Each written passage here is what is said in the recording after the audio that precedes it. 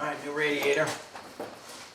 This is a manual. If I didn't say that before, I think I did, but could not get the OEM radiator. It's discontinued for this, so I have to go after market. I'll show you what I got for it. It does seem to fit it, I think, so far. We'll see. Any problems yet. Just gotta line it up here and get it back in the cushions on the bottom.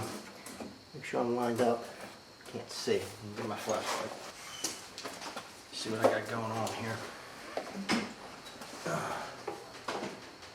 Yeah, it's gonna go this way.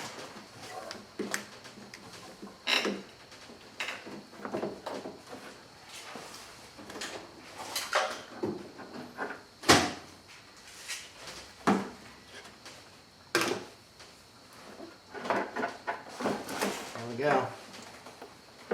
Looks like it lines up well. Put my top back on here. Let's see what we got.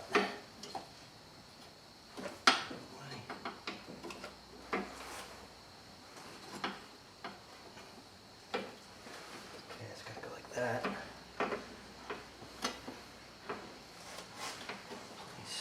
Good.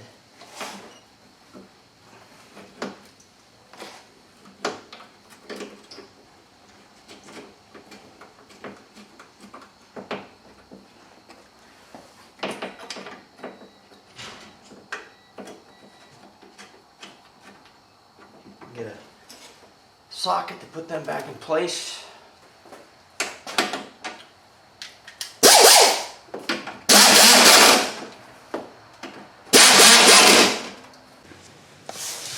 Thermostat housing, OEM thermostat. Well, this is the block. I mean, the housing is, this is the thermostat housing. Cleaned it, it's ready to go. This has a seal, so it's an OEM seal as well. So it should fit right up in there, pretty snugly, if that's a word. Should be pretty snug, I think. Yeah, it shouldn't really matter. I don't believe that matters, that spot. It just needs to let it through. Make sure it's in there good. My bolt's ready here. Put my housing back on. I have cleaned it, both clean that inside there where the seal goes, clean that really well.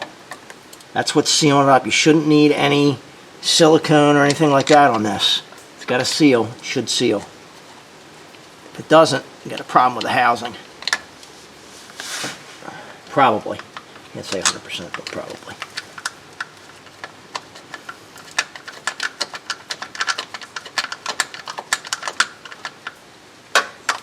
Go get my, let me go get a 10 millimeter. I don't know the torque reading for this. I don't know what it is, a spec. Plastic housing, so don't go nuts on it.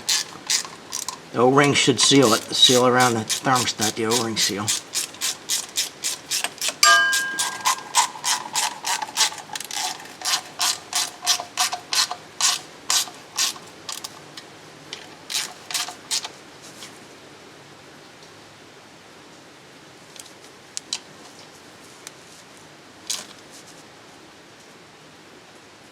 That should about do it. Not gonna crush it. I think I should probably just show you this because I might have been laying right in front of the camera the whole time. There's my thermostat housing, hose to the radiator, all clamps back on, put my shield back on that I had to take off to get at it.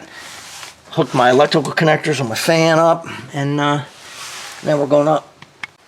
We just need to put the upper hose on. We should be good to go. We'll get this in the right position.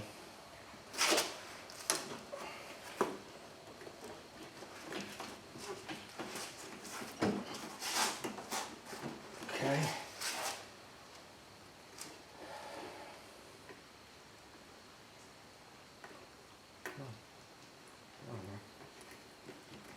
I don't have one of the another band clamp. I just have this original one, so I'm using it for now.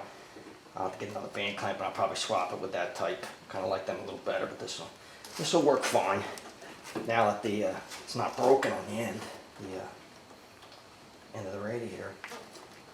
Now it's not broken for the hose. Tighten them up. 10.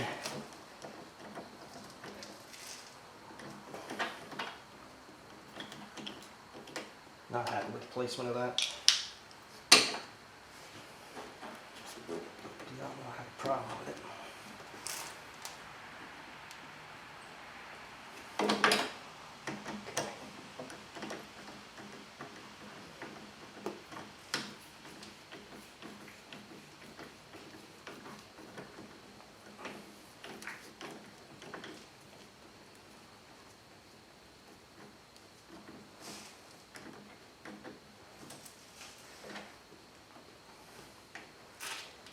Good there.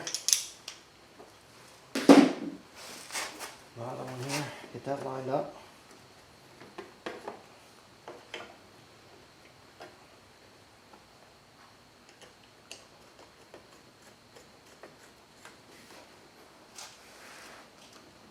A little farther.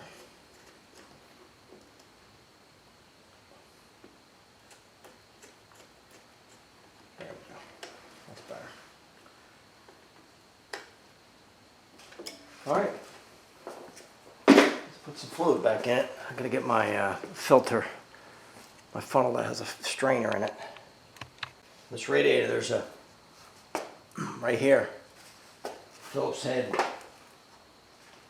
I should have. Yeah, I do. Plug. You want to take that out when you're filling it. It lets the air out of the system. Makes it a lot easier, and just pay attention as you're filling it. It'll come up right up to there. So like I said, I have a strainer in that funnel, which I will use because this antifreeze is only about a week old. And I'll use my filler here just to make it easier on me. And we'll pull back up. I'm using Subaru specific antifreeze for this. It's green. That's what it calls for. That's what was in it. That's what I'm going to replace it with. I'm watching my fill hole over here on the passenger side. Should not open. Oh, I should, just as I'm saying that, got some air in it and kind of overflowed it. Although I did dump the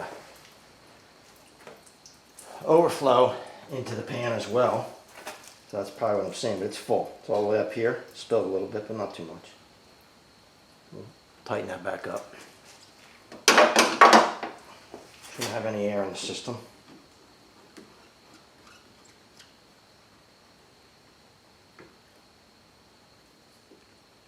Okay. Good.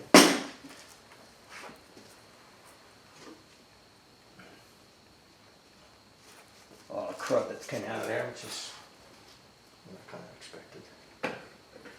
I'm filtering it. Yeah, it's right up to the top. So the rest will go in the overflow. Just want to make sure your overflow is full. And I'm going to run this, let it come up to temperature, make sure it's circulating like it should. Everything's working like it should. Small, yeah, get in there. Make sure I have the right amount.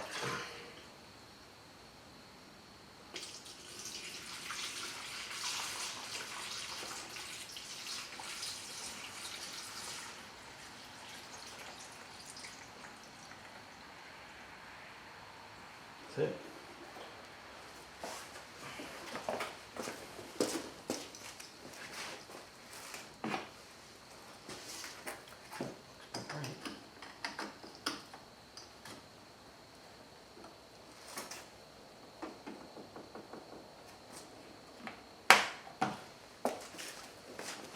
All right, let's start it up. Let it run for a while. Let it come up to temperature. Shouldn't be any air in it, but in case there is, make sure the thermostat opens and everything works all right. And we're done. Pretty easy job, actually. One of the easier radiators I think I've ever done. Real easy to get to, real easy to get out, put a new one in. Hardest part was finding the radiator for this because it's a stick. All right, so I wanted to show you the part numbers that I used for this radiator. Upper and lower hose, thermostat gasket, and the radiator cap. Everything OEM except the radiator, which you can't get anymore for the manual. They discontinued it. So I got a Colorad A1839. It'll work with the automatic as well. It has the transmission cooler line connections. but it fits and runs fine. The one that, the automatic radiator from Subaru doesn't fit this, so I had to go aftermarket for that, but I'm just going to give you some part numbers. This is lower hose, basically. You can see it right there. That's the lower. Upper hose, it's right there. Hopefully you'll be able to read these, I hope. We got a thermostat gasket for the thermostat. Cap, radiator cap. And thermostat. There's the thermostat. That's all parts. Actually very easy. One of the simplest replacement of radiators that I've done. It's real simple to get to. Comes out without nothing's blocking it. You can get it right out of there. It's kind of nice. I did bring it up to temperature, ran it, made sure there was no air in the system, checked the fluid levels one more time, made sure nothing's leaking. It's fine. So hopefully good for another. This has got 260,000 miles on it. Motors doesn't have 260,000 miles on it. The car does though. So regional radiator. Hopefully get another 260 out of it. We'll see. I hope you enjoyed it. If you like the videos, subscribe below. Thanks for watching.